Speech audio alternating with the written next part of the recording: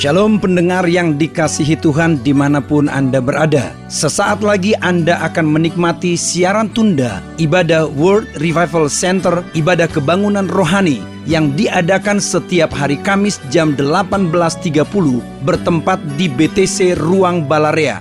Dalam ibadah ini kesembuhan selalu terjadi, dalam ibadah ini pengurapan selalu dicurahkan. Api Roh Kudus dicurahkan sehingga banyak orang mengalami pemulihan, mengalami kelepasan dan mengalami kesembuhan serta menerima berkat Allah yang luar biasa. Kami mengundang Anda untuk hadir dalam ibadah World Revival Center setiap hari Kamis pukul 18.30 bertempat di BTC Fashion Mall, lantai P1 Ruang Balarea. Selamat menikmati siaran tunda ini. Tuhan Yesus memberkati.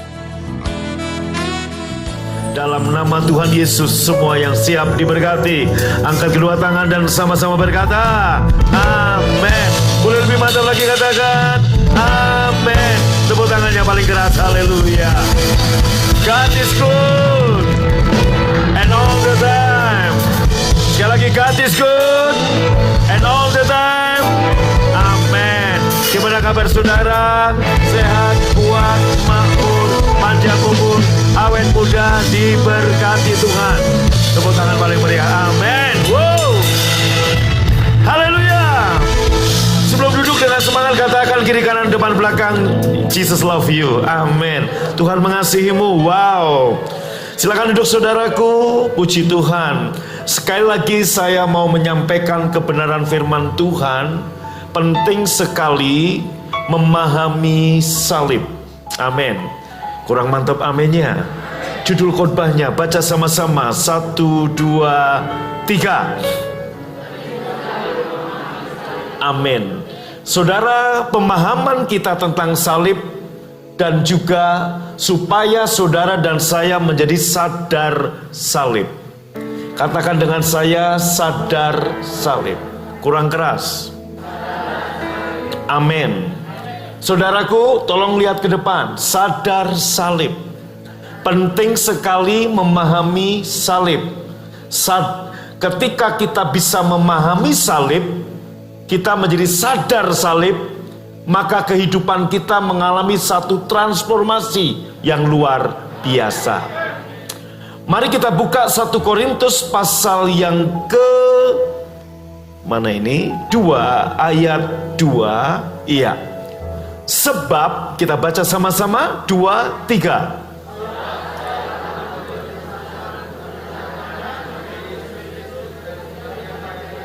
Iya. Sebab Paulus berkata, saya telah mengambil keputusan untuk berbicara hanya mengenai siapa? Yesus Kristus dan kematiannya di kayu salib. Saya ulangi, tolong lihat saya.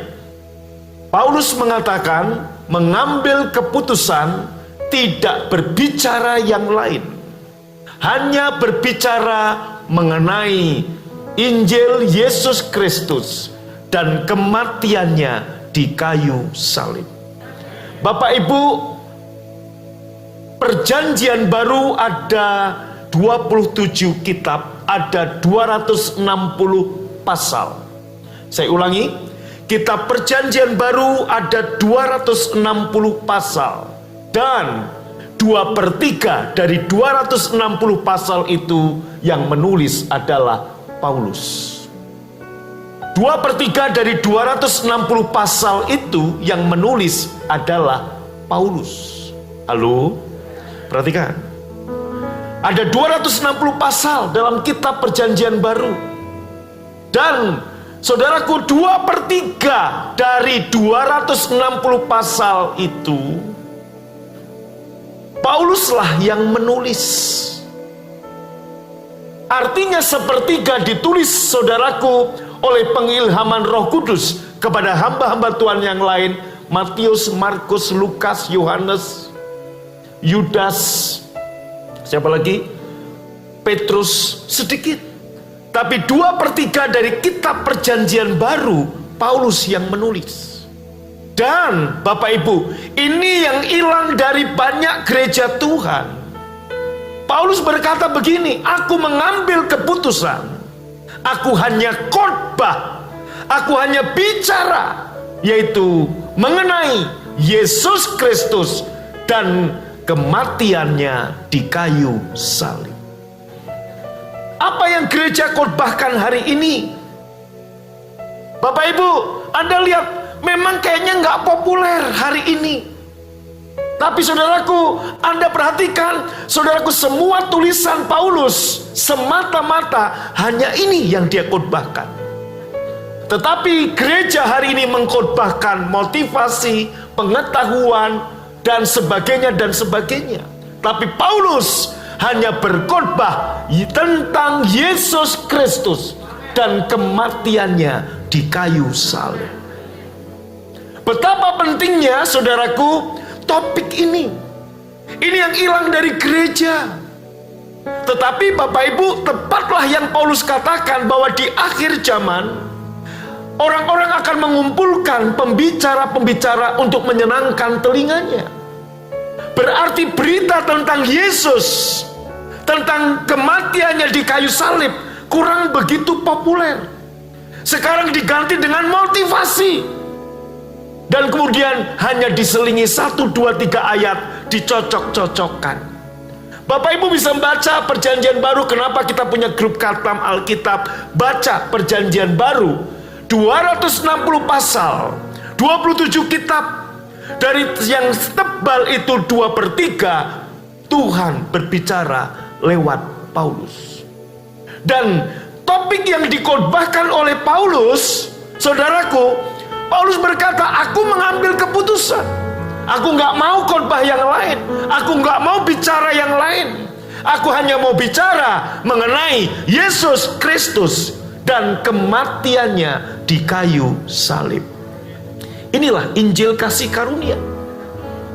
2/3 dari Perjanjian Baru yang ada di Alkitab, saudara, ditulis oleh Paulus. Dan Paulus, Anda boleh baca kitab Ibrani, kitab Korintus, dan sebagainya.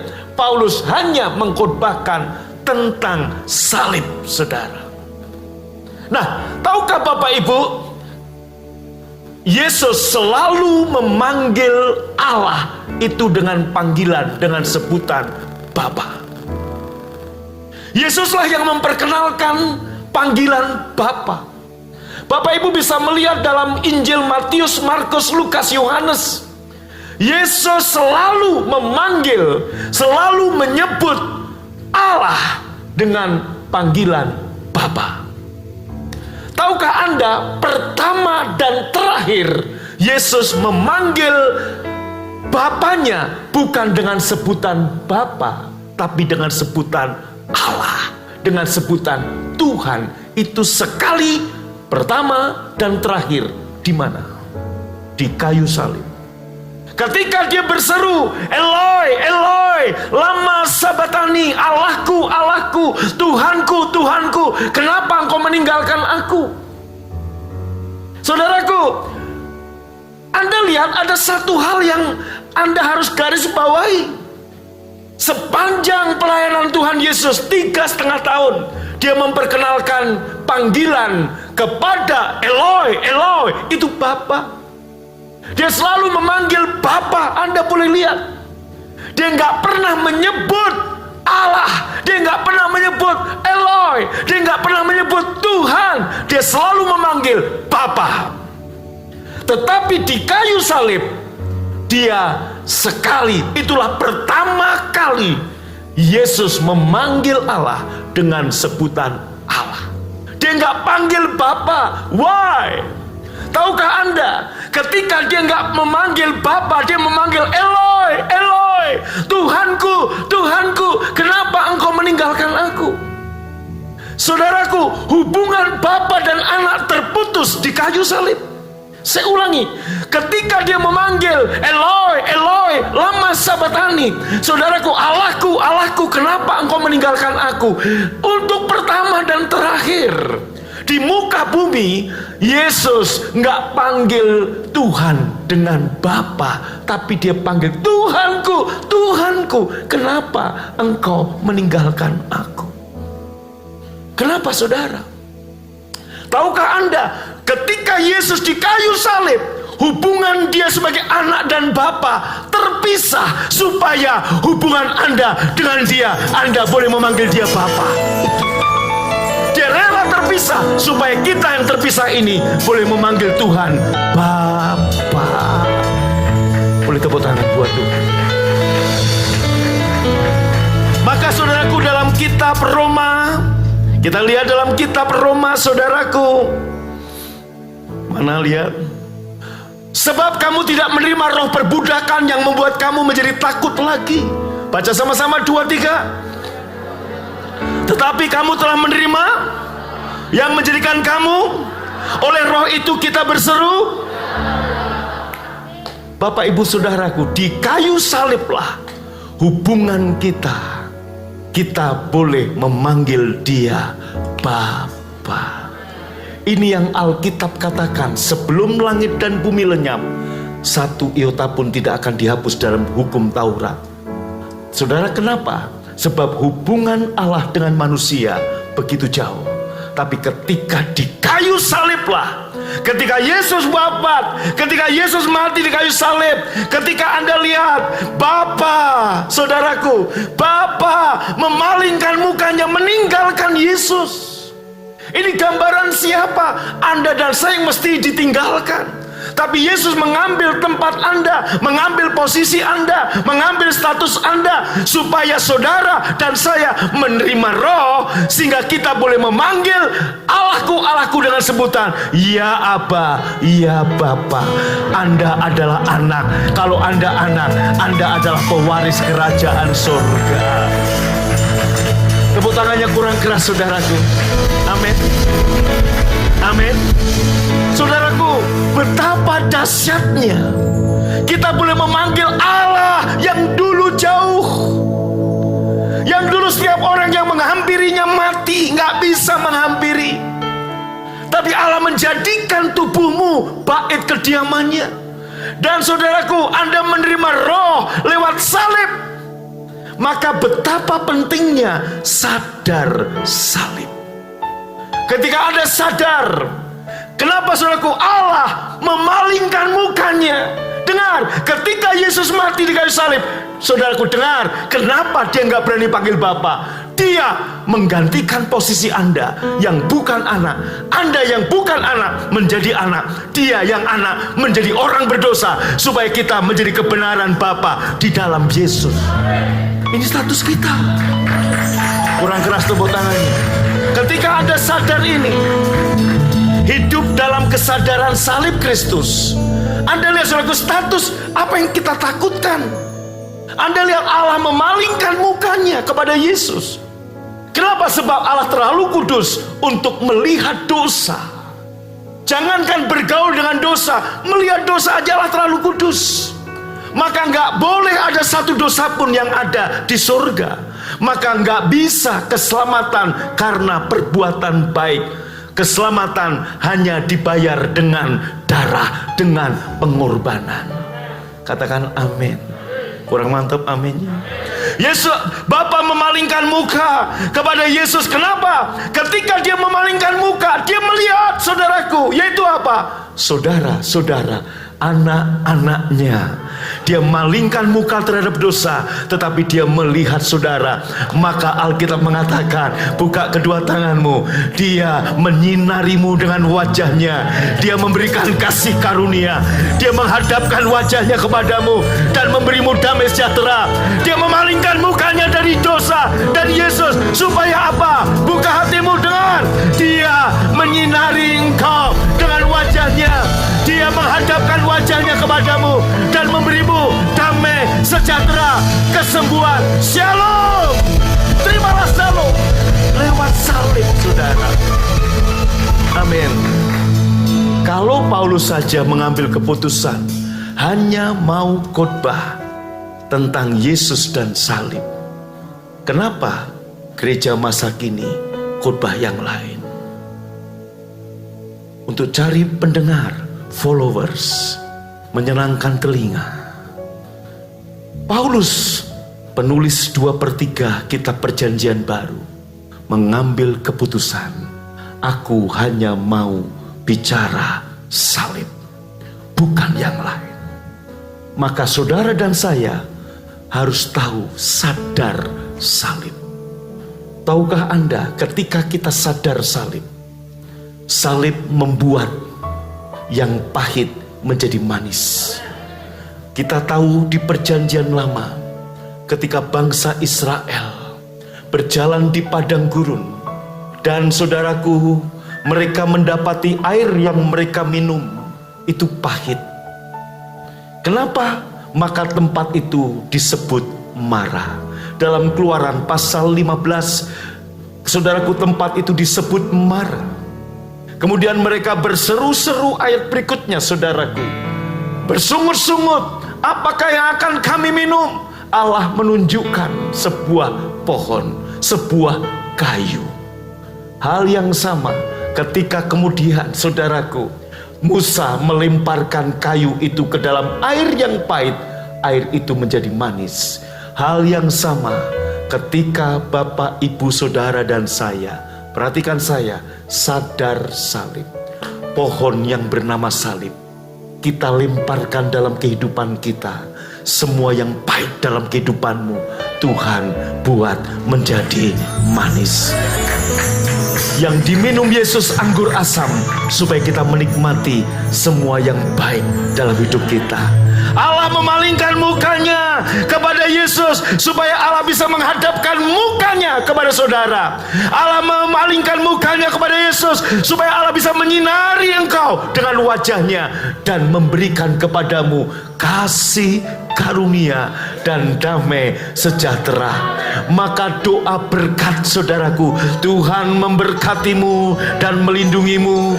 Tuhan menyinarimu dengan wajahnya dan memberimu kasih karunia. Tuhan menghadapkan wajahnya kepadamu dan memberimu damai sejahtera. Wah, Pak, Bu, ketika Pak Jokowi menghadapkan wajahnya kepada Anda begitu bangga. Ketika orang-orang Pak Jokowi lewat, saudaraku, rakyat di pinggir jalan, Pak Jokowi, Pak Jokowi. Ketika Pak Jokowi berkenan berhenti dan menghadapkan wajahnya pada satu ibu atau satu anak, betapa mereka bahagia. Lebih-lebih, saudaraku, Allah memalingkan mukanya kepada salib supaya Allah menghadapkan wajahnya kepadamu dan memberi kasih karunia dan memberi damai sejahtera. Buka tangan saudara, nikmati kasih karunia dan damai sejahtera yang mengalir dalam hidup. Ketika engkau sadar salib, pentingnya salib, Tuhan memberkatimu dan melindungimu. Tuhan menyinarimu dengan wajahnya dan memberimu kasih karunia. Dia menghadapkan wajahnya kepadamu. Kita rasa anggap enteng, dengar, kenapa dia bisa menghadapkan wajah kepadamu? Karena ada satu pribadi yang ditolak, yaitu Yesus. Karena dia mengambil posisimu. Yesus selalu memanggil dia Bapa, tetapi hubungannya dengan Bapa terputus. Supaya hubungan saudara dengan Allah, kita boleh memanggil dia ya Aba, ya Bapa. Karena saudara anak, maka saudara adalah ahli waris kerajaan surga. Karena saudara anak, dengan apa milik Bapa, milik saudara. Ketika Anda sadar ini, nggak ada yang perlu kita khawatirkan dan takutkan. Engkau bertempur bukan merebut kemenangan, tapi engkau bertempur, engkau bekerja, engkau berbisnis dari tempat kemenangan, mengambil setiap kasih karunia dan anugerah dan berkat yang sudah Tuhan sediakan bagimu. Dia menyinarimu dengan wajahnya. Bapa menghadapkan wajahnya kepadamu, memberimu kasih karunia, memberimu shalom, memberimu shalom, memberimu shalom. Terima itu. Ku tahu hidupku adalah penyembahan.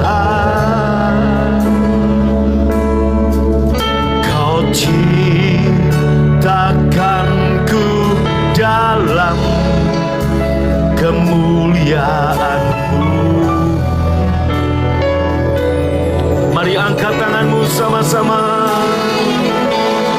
Ku tahu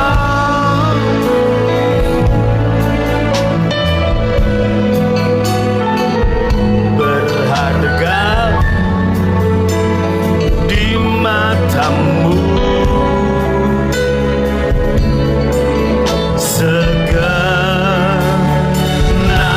hidupku persembahkan.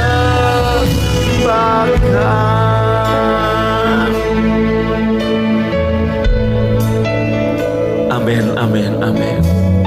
Wow. Tepuk tangan boleh buat Tuhan. Saudaraku, ketika dalam kitab Bilangan, ketika orang-orang Israel sekarat, ada yang baru sekarat, Tuhan bilang begini, buatlah ular tedung dan taruhlah itu pada sebuah tiang, maka setiap orang yang terpagut, jika ia melihatnya, sama-sama baca, akan tetap hidup.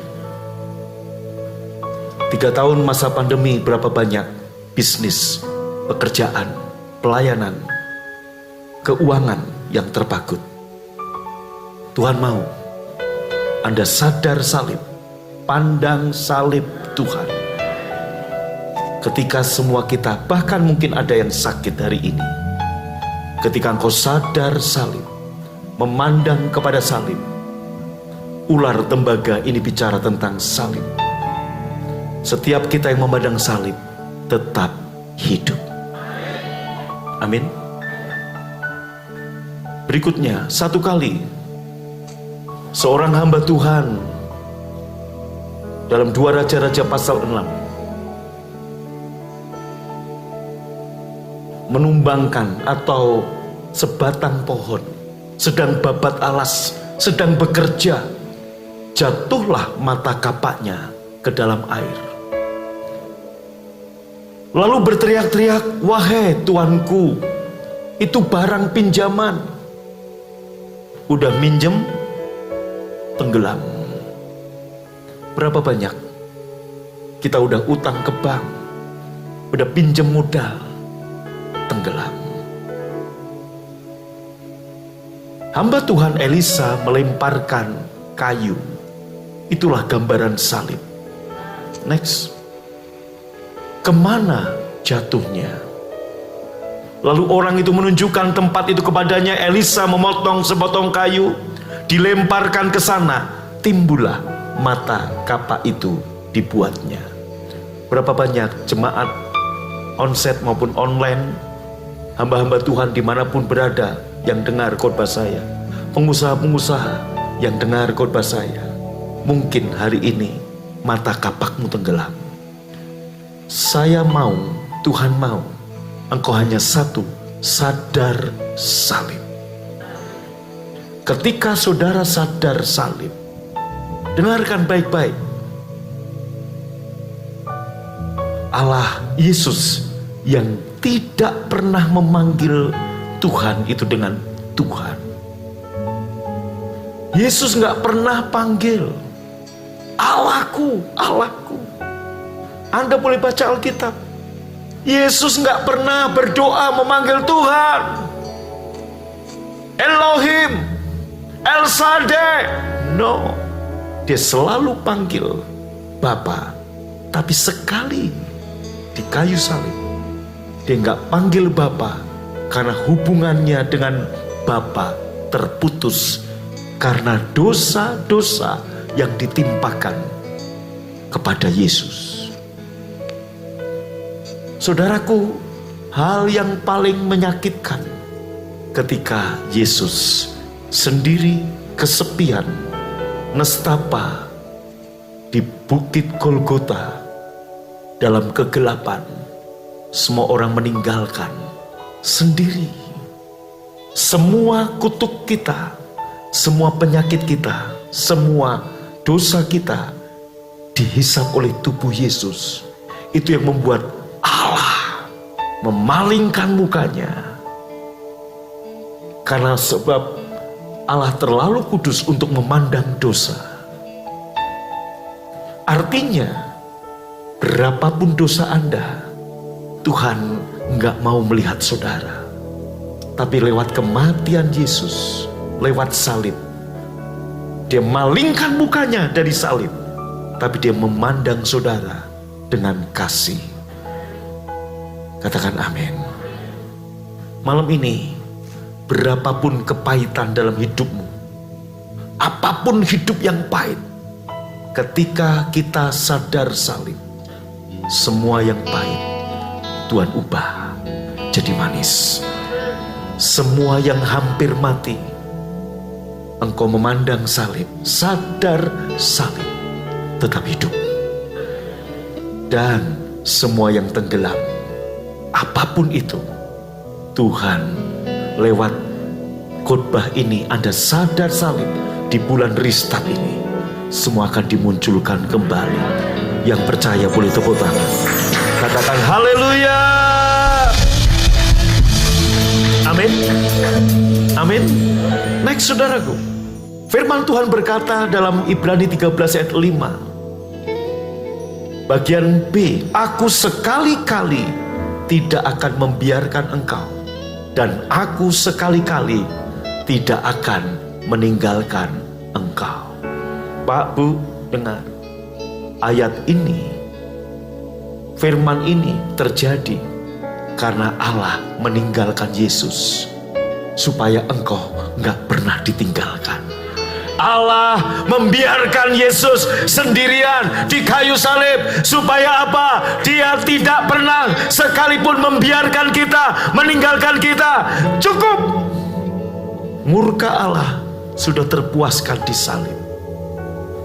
Ketika kita sadar salib, engkau akan melihat sekali-kali Tuhan tidak membiarkan engkau. Berapa banyak yang percaya Dia selalu ada bersama dengan kita? Boleh tepuk tangan buat Tuhan. Wow, boleh lebih meriah lagi, katakan haleluya. Next saudara, sadar salib artinya, amin. Siapa yang mau sadar salib? Ketika engkau sadar salib, hal ini akan terjadi luar biasa. Sadar salib artinya nomor 1, memandang Yesus yang mengasihi kita dan mati untuk kita. Baca sama-sama, 2, 3. Sebentar dulu, bacanya dari sadar salib artinya gitu. 2, 3.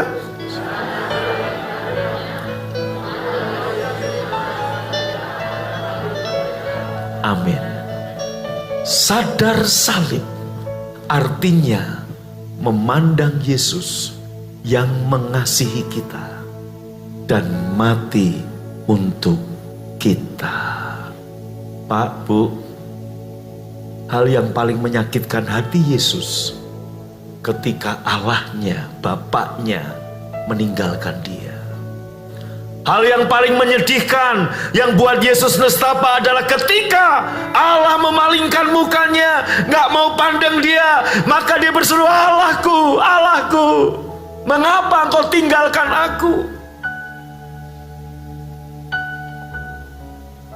Bapa tidak mau memandang putranya yang tunggal karena dosa saudara. Tahukah Anda, saudaraku membaca atau menghafalkan pengakuan iman rasuli, tahukah Anda, ketika Yesus mati, Dia dikuburkan, turun ke dalam alam maut, Hades. Tahukah saudara, Yesus pernah memberi perumpamaan Lazarus dan orang kaya. Orang kaya yang mati di luar Yesus ada di Hades, alam maut, sementara Lazarus si miskin ada di Firdaus. Dan orang kaya ini berseru, Bapakku Abraham, Bapak Abraham, ulurkan sedikit air, aku kepanasan, aku kehausan. Tahukah Anda, itu yang harus dialami semua orang berdosa, dan kita nggak ngalaminya. Yesus yang mengambil itu buat saudara. 3 hari loh. Begitu ke dalam tanganmu kuserahkan nyawaku. Secara spirit dia turun ke alam maut.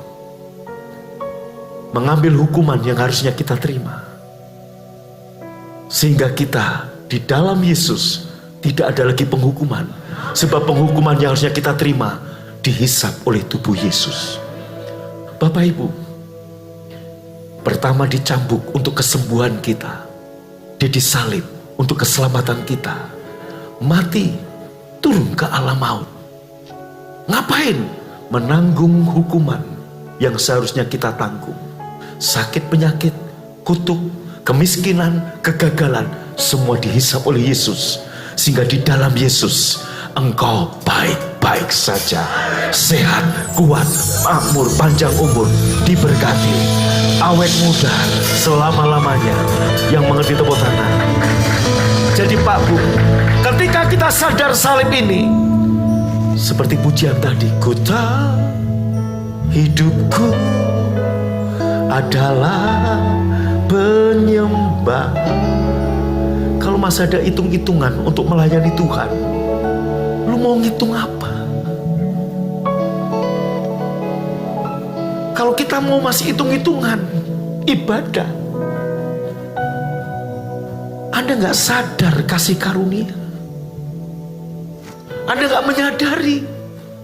Kalau hanya karena tersinggung saudaraku dengan teman pelayanan, kemudian gak melayani lagi, Anda gak sadar kasih karunia. Kalau ibadah, kalau pelayanan masih harus seperti saudaraku hukum Taurat. Lu kalau melayani diberkati loh. Lu kalau gini dapat pahala loh. Kamu masih anak-anak. Ustadz Somad bilang, kamu anak-anak yang terjebak dalam tubuh orang dewasa. Itu sebenarnya kasih karunia. Itulah tentang kasih karunia. Agama 4.300 agama. Maka saya sudah ada yang bilang ke saya, mungkin Somad dengar khotbah Bapak, mungkin juga. Loh iya, nggak ada itu dalam imannya dia, nggak ada yang begitu. Kalau saya melayani masih ngitung waktu, ngitung duit, ngitung tenaga, ngitung omongan orang, saya nggak menyadari betapa berharganya saya, betapa dia mengasihi saya, betapa dia mau mati buat saya. Dengar Pak Bu, cuman dicambuk mungkin saudaraku, Anda oke lah. Saudaraku mungkin ada yang tahan dicambuk, mungkin ada yang tahan disalib sebelah kiri kanan. Tapi siapa yang tahan di Hades, di alam maut? Anda lihat orang kaya itu berseru, Bapak Abraham, tolong ulurkan setetes air kami, aku di sini kehausan, aku panas. Itu baru Hades, belum neraka. Yesus menggantikan saudara dan saya di sana, dalam sepi, dalam kesendirian. Saudaraku, bapaknya yang selama ini dia panggil Bapak, dia nggak lagi berani manggil Bapak sebab hubungan Bapak anak terputus karena dosa. Untuk supaya hubungan saudara dengan dia oleh Roh kita menerima, bukan roh perbudakan lagi, tapi kita boleh memanggil ya Abba, ya Bapa, karena saudara dan saya adalah anak-anaknya. Wow, luar biasa saudara. Maka sadar salib artinya memandang Yesus yang mengasihi kita dan mati untuk kita. Hidup ini adalah penyembahan. Segenap hidupku persembahkan. Amin. Ketika saya sadar salib, saya tahu kemiskinan saya, kegagalan saya udah dihisap oleh Yesus. Maka saya bisa berdiri. Kenapa?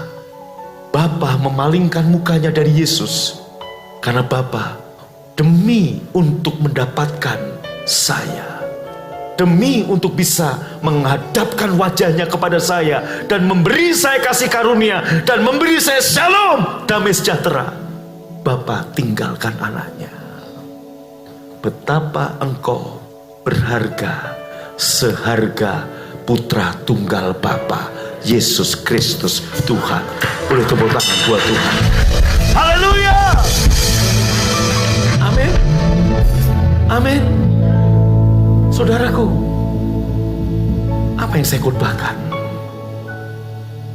Seperti Paulus mengambil keputusan hanya khotbah Yesus Kristus dan salib. 2/3 perjanjian baru Paulus yang tulis. Dan dia mengambil keputusan tidak khotbah topik lain, tidak ngomong yang lain. Apa yang gereja hari ini khotbahkan? Mencari follower, mencari pendengar, mencari pemirsa, mengenakkan telinga, tapi gak khotbahkan seperti Paulus khotbahkan. Nomor 2, memandang sadar salib artinya memandang Yesus yang dihukum ganti kita.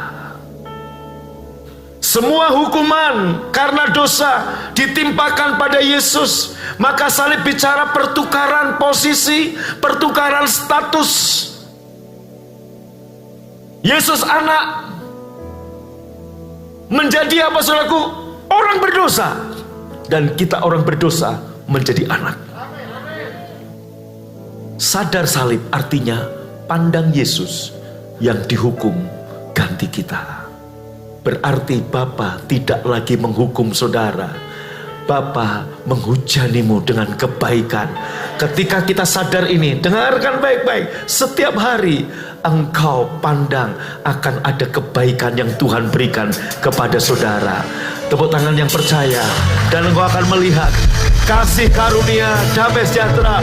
Ingat doa berkat saudaraku yang harus diucapkan oleh imam. Tuhan memberkatimu dan melindungimu. Tuhan menyinarimu dengan wajahnya serta memberimu kasih karunia. Tuhan menghadapkan wajahnya kepadamu dan memberimu damai sejahtera. Kenapa itu bisa terjadi?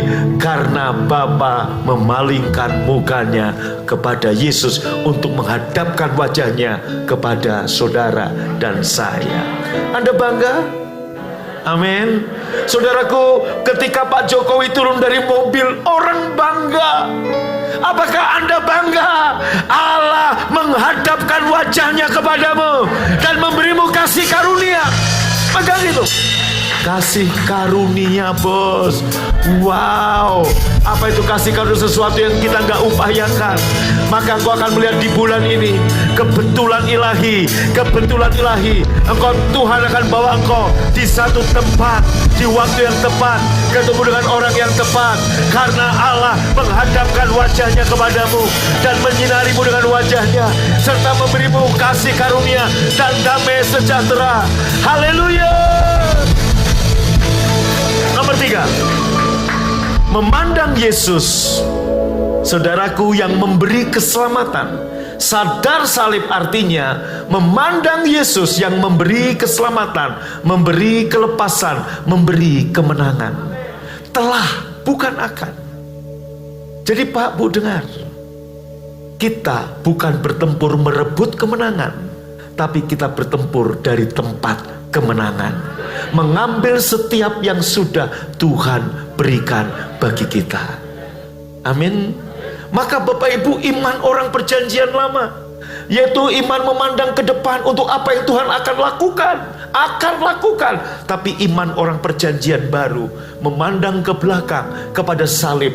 Maka sadar salib artinya memandang Yesus yang lewat salibnya memberi kita keselamatan, memberi kita kelepasan, memberi kita pertolongan, memberi kita kemenangan, memberi kita kesembuhan, memberi kita semua berkat.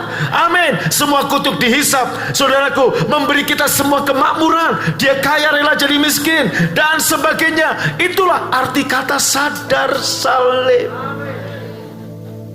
Banyak orang Kristen masih sadar dosa dibanding sadar salib. Banyak orang Kristen sadar dosa dibanding sadar salib.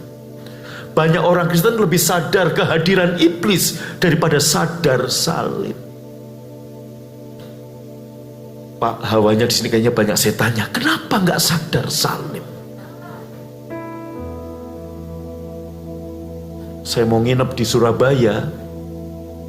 Kode ini bilang, Pak, di rumah itu ada makhluk halus. Kamu makhluk halusnya. Kenapa kok sadar begitu gak sadar salib? Jadi iman perjanjian baru melihat ke belakang 2000 tahun yang lalu, Tuhan telah menyelamatkan saudara, memberi Anda kemenangan, memberi Anda pertolongan, memberi Anda kesembuhan. Maka hari ini engkau bukan orang yang merebut berkat, tapi engkau orang yang sudah diberkati dan sadar itu berkat milikmu. Ambil menjadi bagianmu, sebab Tuhan menghadapkan wajahnya kepadamu dan memberimu kasih karunia. Tepuk tangan paling meriah buat Tuhan, katakan haleluya. Sadar salib artinya memandang Yesus yang terpisah dari Bapa, supaya kita terhubung dengan Bapa. Bapak ibu saudaraku, maka seperti minggu lalu saya katakan hari Kamis, Anda lihat saudaraku, kasih karunia. Tapi ada bagian-bagian saudaraku, ada firman yang harus kita lakukan. Ketika seorang bapak menelantarkan anaknya, ketika seorang ayah nggak bertanggung jawab dengan darah dagingnya, ketika orang tua saudaraku nggak bertanggung jawab dengan darah dagingnya, bagaimana? Itu artinya apa? Merusak tatanan hubungan bapak dengan anak. Orang seperti ini saya melihat, usaha apapun akan mentok, nggak akan berhasil. Dia telantarkan anaknya. Saya bilang saudaraku, di luar sana banyak orang ngomong itu mantan istri, tapi nggak ada orang bilang mantan anak. Kalau saudaraku, hal yang sama ketika anak nggak menghormati orang tua. Firman Tuhan berkata, hormati ayah dan ibumu supaya baik keadaanmu dan lanjut umurmu. Baik keadaan, Alkitab mengatakan makmur keadaanmu. Kamu gak akan pernah makmur kalau kamu gak menghormati orang tuamu. Kamu gak akan pernah baik, kamu gak akan bisa panjang umur kalau kamu gak menghormati orang tuamu. Hal yang sama, hei orang tua, dimanapun kau berada, ketika engkau menelantarkan anak kandungmu, darah dagingmu sendiri, itu juga merusak hubungan ini. Maka saudaraku, arti sadar salib memandang Yesus yang terpisah dari Bapa supaya kita terhubung dengan Bapa. Maka Anda boleh selidiki Alkitab. Yesus selalu memanggil Bapa, nggak pernah menyebut Tuhan, nggak pernah menyebut Tuhan. Sekali dia menyebut di kayu salib, Eloi, Eloi, lama sabachthani. Tuhanku, Tuhanku, kenapa engkau meninggalkan aku? Supaya kita terhubung dengan dia. Nomor 5, sadar salib artinya Bapa menyinarimu dengan wajahnya, karena Allah memalingkan wajahnya dari Yesus. Wow. Jadi ketika engkau lihat salib, ketika kita melihat salib, kita sadar Allah memalingkan mukanya dari Yesus supaya Bapa memandang engkau dengan wajahnya yang penuh kasih. Dia tersenyum menyambut saudara. Maka saudaraku, Yesus satu-satunya pengantara kita. Amin. Kurang mantap, katakan amin. Amin. Artinya ketika engkau memandang salib, yaitu apa saudaraku, sadar salib, katakan Bapa menyinari saya dengan wajahnya yang penuh kasih, penuh lembut, penuh kelembutan. Amin. Wow. Nomor terakhir, sadar salib artinya memandang Yesus yang bertukar tempat dan status dengan kita. Halo, bertukar tempat. Pertukaran yang sangat tidak adil. Pajero tukar Fortuner adil, apel dengan jeruk masih adil. Betul? Pete dengan jengkol masih adil. Ya toh ya. Ini Yesus bertukar posisi dan bertukar status. Dia anak menjadi orang berdosa. Allah memalingkan mukanya untuk memandang Harvest dan berkata, kamu anakku. Allah memalingkan mukanya dari Yesus, putra tunggal, untuk memandang Pak Tatang dan menyinari Pak Tatang dengan wajahnya dan memberi kasih karunia dan damai sejahtera. Status kita orang budak, orang perbudakan dosa. Status orang berdosa diberikan kepada Yesus. Dia yang tidak mengenal dosa menjadi dosa karena kita, supaya di dalam Dia kita menjadi kebenaran Bapa.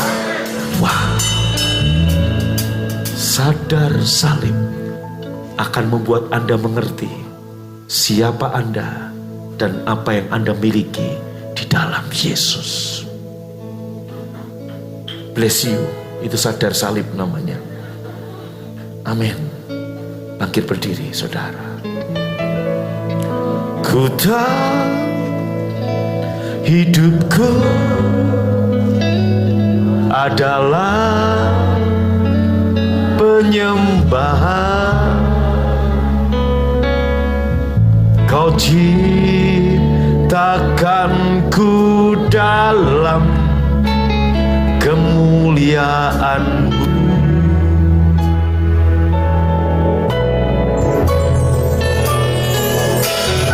Ku tahu hidupku berharga di mata-Mu. Segenap hidupku persembahkan. Haleluya. Ku tahu hidupku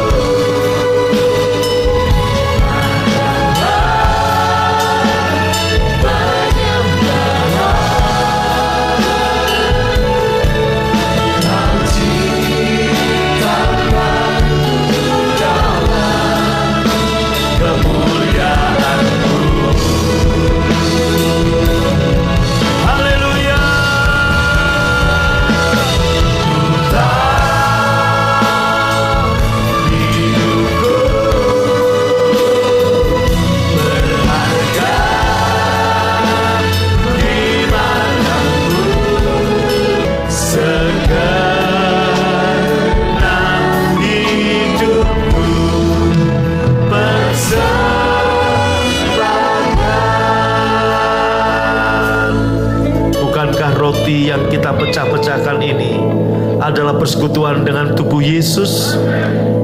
Yang percaya ambil dan makan dalam nama Yesus.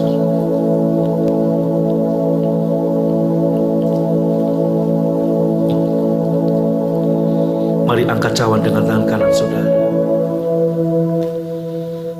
Tuhan Yesus mengambil cawan sudah makan, memberikannya pada murid-muridnya, mengucap syukur dan berkata, inilah cawan perjanjian baru yang dimeteraikan oleh darahku.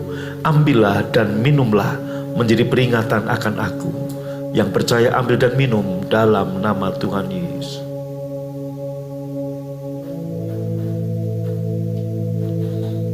Sebagai tanda syukur kami Tuhan, kami membawa persembahan kami berupa uang yang juga datang dari Tuhan. Berkati semua tangan yang memberi, yang menabur, setiap tangan yang mengembalikan persepuluhan. Tuhan berkati berlimpah-limpah. Terima kasih, dan sebelum kami pulang, kami terima berkat Tuhan. Mari buka hati, angkat tanganmu. Tuhan memberkatimu dan melindungimu. Tuhan menyinarimu dengan wajahnya serta memberimu kasih karunia. Tuhan menghadapkan wajahnya kepadamu dan memberimu damai sejahtera. Pulanglah kekasih-kekasih Bapa dan terimalah berkat yang berlimpah-limpah dari Bapa di surga. Cinta kasih Tuhan Yesus, persekutuan yang manis dari Roh Kudus menyertai, memberkati, melindungimu dari sekarang sampai selama-lamanya. Yang percaya dan diberkati berkata amin. Anda baru saja mengikuti cuplikan siaran tunda ibadah World Revival Center yang terjadi di hari Kamis, jauh lebih dahsyat dari apa yang Anda dengar. Oleh karena itu, kami mengundang Anda untuk hadir dalam ibadah World Revival Center setiap hari Kamis bertempat di BTC Fashion Mall, lantai P1 Ruang Balarea pukul 18.30. Dan bagi Anda yang rindu didoakan, SMS kami di 0818218737. Untuk informasi hubungi 6126088. Tuhan Yesus memberkati.